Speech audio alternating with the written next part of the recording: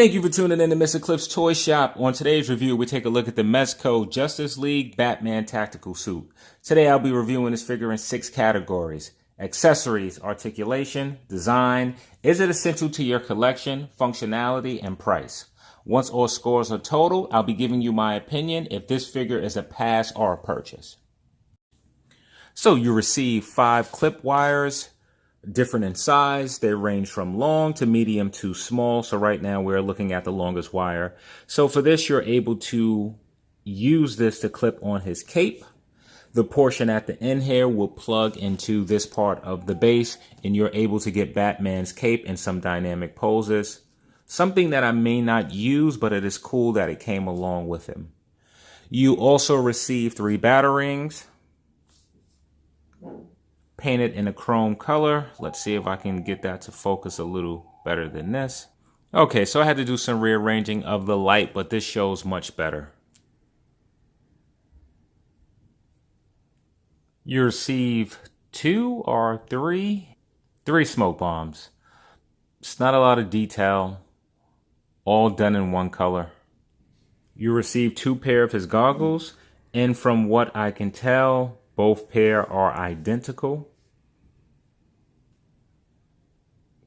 So if you're wondering, the lens is not translucent.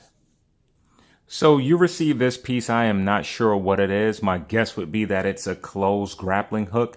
It is not done particularly well. The plastic just seems to be blotched. However, it does plug into the grappling gun. This piece is done much better. You can actually tell exactly what it is. You receive an additional piece that actually has the string attached to it. So I really like that. So you receive the grappling gun. It is done in 3 colors. Darkish gray, perhaps black, done with some silver paint in the front, as well as the brown handle. You have some silver coming at the bottom and some touches of it on top. And it is functional. You can actually plug the hook straight into here. You receive the Parademon weapon, done in 1 color.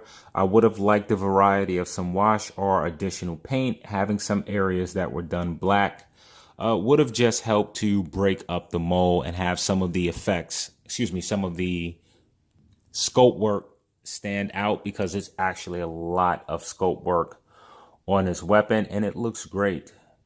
So just having a variety or variation of color would have brought out so many more of the details. You receive 2 head sculpts, the first of which seems to be an angry expression. The eyes are done particularly well. You can see the brown pupils. It may not be coming out so well in the camera. That did not help. As well as he appears to have a 5 o'clock shadow around the chin area. Here is the second head sculpt. Again, the paint work on the eyes are done very well. And this is more of an expressionless, well, maybe that's not fair to say. The line work on the mouth is drooping down so much it almost appears that it's a sad expression. So you receive base and stand. And I'm pretty sure I showed this earlier, which works with the cape pieces to plug in so that you can pose the capes how you choose to. So Batman comes with 5 right hands and 3 left hands. My assumption is that he comes with more right hands because he is right-handed and he'll be holding the weapons and additional accessories with his right hand. So one of the hands that I really like, and I wish more companies would start doing this. So in addition to receiving a batarang and a hand that could actually hold it, it can once you finagle with it. We received a hand with the batarang already mounted in, and this is so much better because this is how it's supposed to be. The fingers kind of very close to touching each other, just separated by the batarang itself. And normally when you get grip hands, they are not this close together. So you end up having to tuck this piece in order for it to fit. Right? Maybe one of the other hands works a little bit better. All right. So it took some playing with, but I was able to get the battering inside the hand. This alleviates you having to play with it.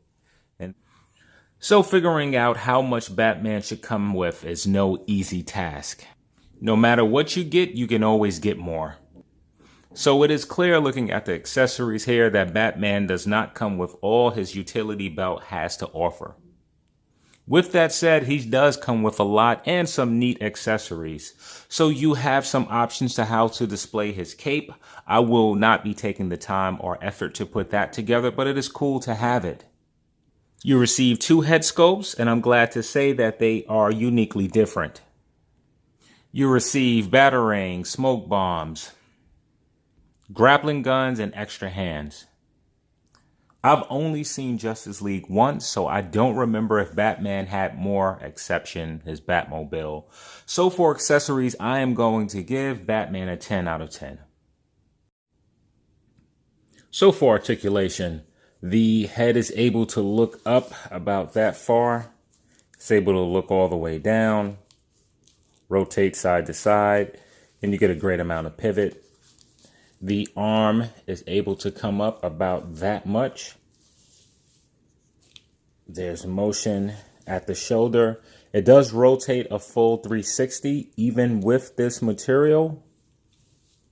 It's hard to tell, but there is an upper bicep cut. The elbow is double jointed, bending in that much. You do get rotation at the armor piece here. So if you think that the entire forearm moves, it does not. It's just the armor plate. And the wrists hinge up and down as well as left and right. You just have to find the line on the peg and line it up accordingly. So for the torso, I'm not sure if it's simply because of the added piece that restricts the movement in the torso. However, I can't tell if it's a 2-part torso or if it's one. So you get about this much crunch going backwards, that much moving forward. Not a lot of pivot as well.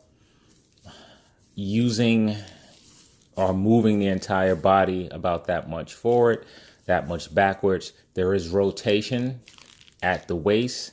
The belt also is a separate floating piece, so that moves. And again, you don't get that much pivot. The legs are able to do a full 360. That is impressive. They come out or up to about that much. This much backwards. You get rotation at the upper joint. It's hard for me to tell if you get rotation below that. However, it doesn't feel like it. The knees are double jointed, bending in about that much. Now, I can't tell if the rotation is from the armor piece or the leg itself. I'm just going to make the assumption that it's from the armor piece. So the foot is able to move up that much, down that much, and you get slight pivot inside as well as outside. So for articulation, there are some things to be desired. I would like for the head to be able to look up a bit more. Also, the lack of movement within the torso. Aside from those things, I'm actually impressed by the articulation itself. I would assume by the soft goods that's used, as well as the plastic plating or rubber plating that's on the outside of the fabric would restrict movement even more.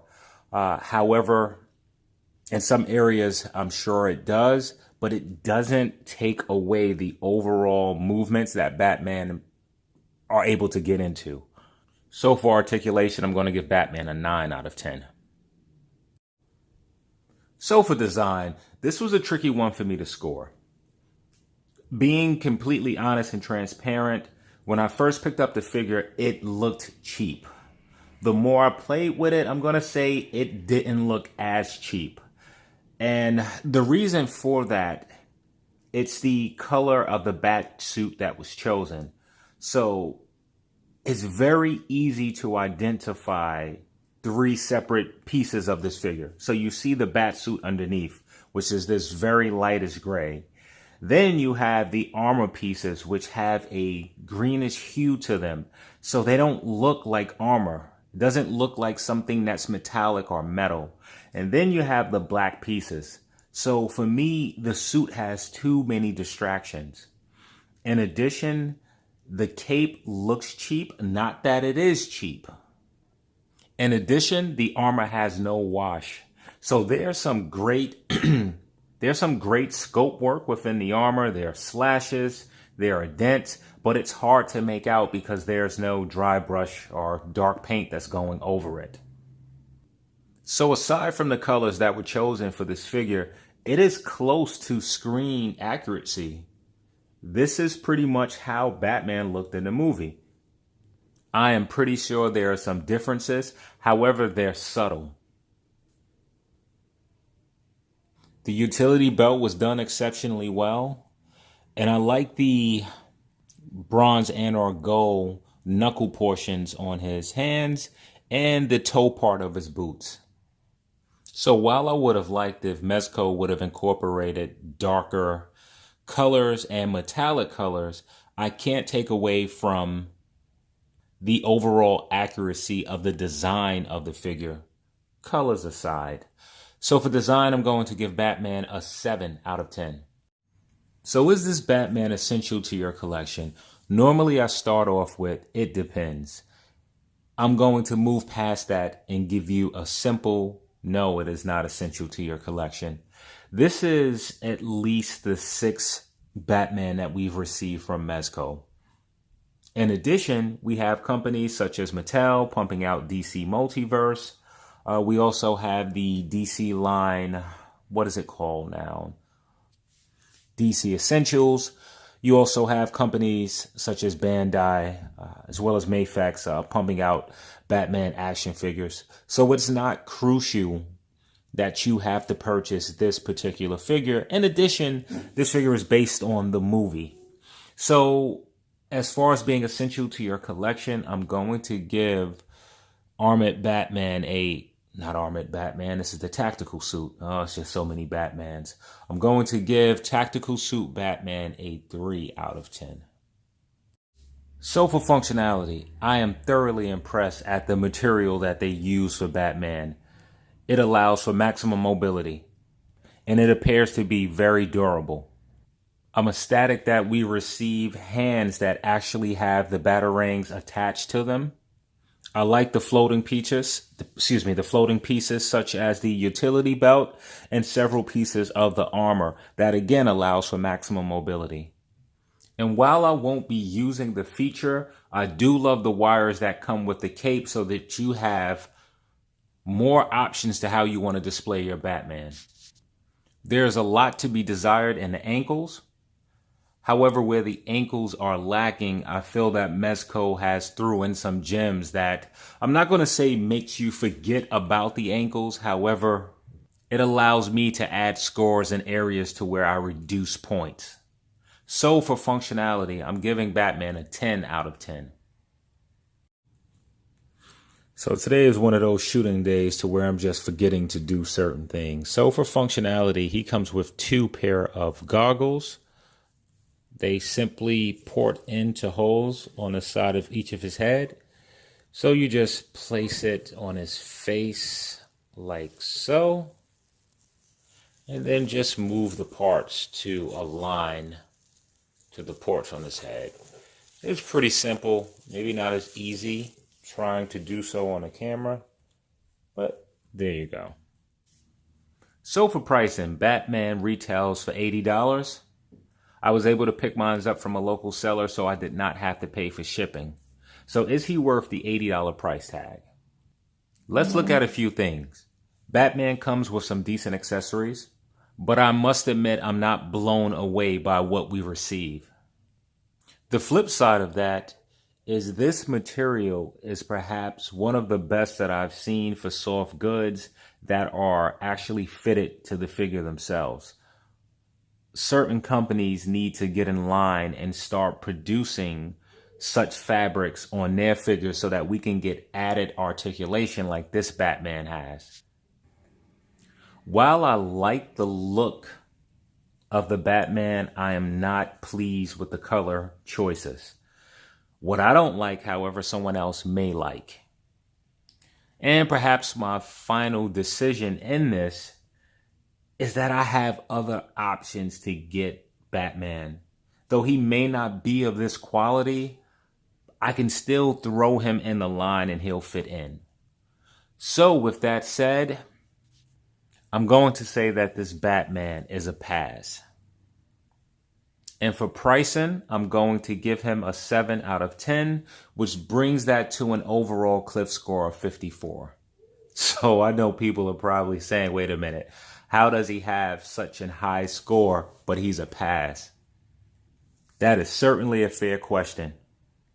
There's a lot of good with this action figure, and I think a lot of collectors will like it.